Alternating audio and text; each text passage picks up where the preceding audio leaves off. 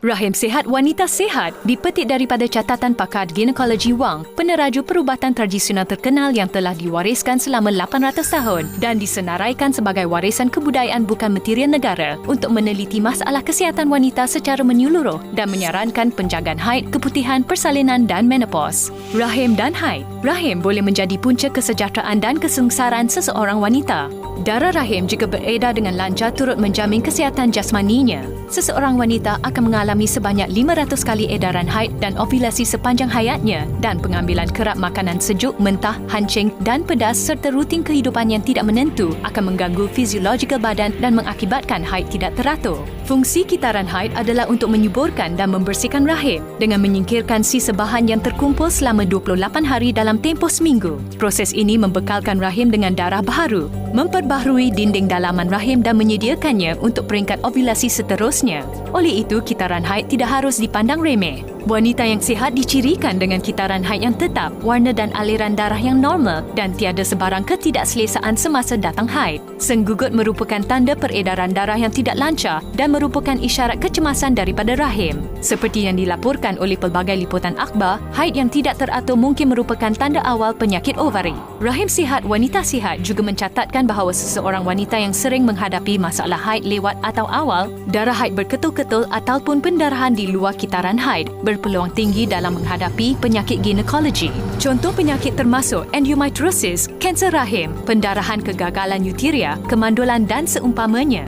Berbeza dengan haid, keputihan akan berlangsung sepanjang hidup seseorang wanita. Lelehan lendir ini membawa fungsi pelinciran dan pembersihan dan merupakan sejenis alternatif pelarasan dan penyah-toksikan semula jadi badan.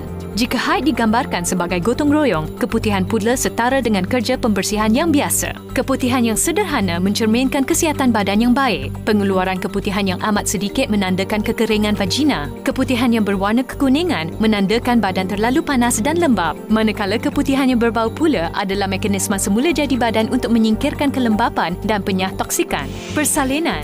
Selain melahirkan zuriat, tempoh berpantang juga merupakan tempoh terbaik kaum wanita untuk memperbaiki tahap kesihatannya. Setiap wanita mengalami perubahan yang amat ketara semasa mengandung dan selepas bersalin. Rahim pada peringkat akhir kehamilan adalah seberat 1 kilogram, yakni 17 kali ganda sebelum kehamilan.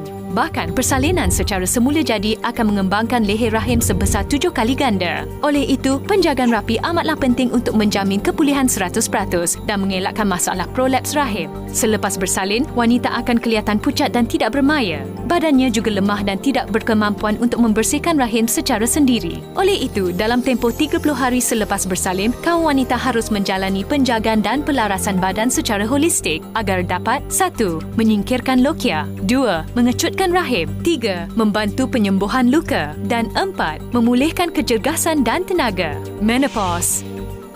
Lazimnya, menopause akan berlaku sekitar umur 50 tahun. Namun, terdapat juga wanita yang mengalaminya pada umur 60 tahun kerana mereka menjaga rahim sejak muda lagi. Menopause merujuk kepada keadaan yang mana sebelum haid berhenti, fungsi ovary merosot dan rembesan hormon berkurangan. Lantas, menyebabkan dinding faraj menjadi nipis dan metabolisme sel terjejas. Oleh itu, kemampuan untuk menangguhkan menopause dan meringankan sebarang sindrom susulan amat kritikal kepada kesihatan wanita. Bagaimana untuk menjaga rahim dan ovary kita? Kami mengesyorkan rumusan penjagaan yang diguna sepanjang 15 tahun dan amat digemari oleh wanita. Rumusan ini dimanfaatkan oleh 6 jenis ubat tradisional Cina termasuk 1. Salvia, membantu menyingkirkan darah beku. 2. Herba Leonori, membantu mengecutkan rahim.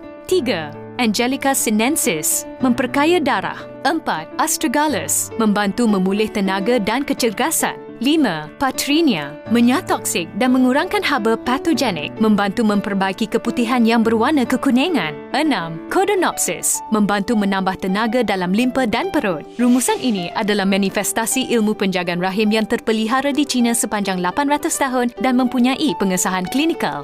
Wanita biasa. 1. Membantu memperbaiki peredaran darah rahim dan meningkatkan kecergasan setinggi 94.59%. 2. Membantu memperbaiki kelesuan, anemia dan gejala fiziologi wanita. 3. Membantu menghasiati ovari dan pemulihan rahim. Wanita selepas bersalin. 1. Membantu membaiki fungsi menyeluruh rahim sehingga 92.48%. 2. Membantu meningkatkan sel darah merah dan hemoglobin selepas bersalin. Haid, keputihan dan persalinan sememangnya sumber hidup seorang wanita. Badan bermaya dan bertenaga, hindari pelbagai penyakit, nikmati hidup bahagia sejahtera.